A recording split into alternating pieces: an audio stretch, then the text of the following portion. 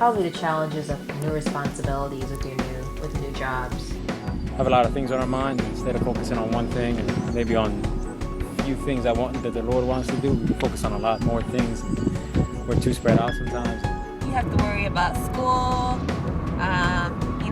a part-time job or a full-time job, rent. I think one of the biggest challenges that Christian young adults face is that they're at a very transient time in their lives. Most people, when you think about young adults, we think about young professionals, people who just got out of college. So you're trying to find your identity in so many ways. Carnal desires, the taking what you see, internalizing it, and trying to fit into it, at the same time trying to cater to your spiritual side.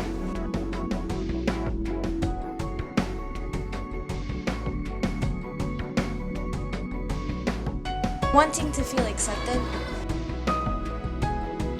If you're someone who's trying to be social but also be spiritual, then your pool can kind of get smaller.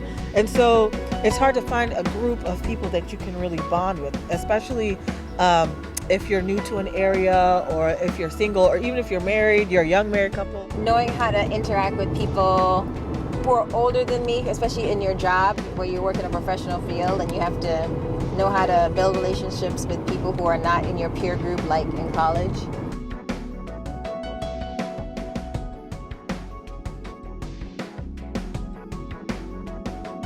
If your job is to save the world, how would you do it? And Jesus didn't go out and just randomly shove it in people's face. He picked 12 people, got to know them on a personal level, and despite anything, those people definitely knew that they could count on him as a friend. There's a lack of mentorship.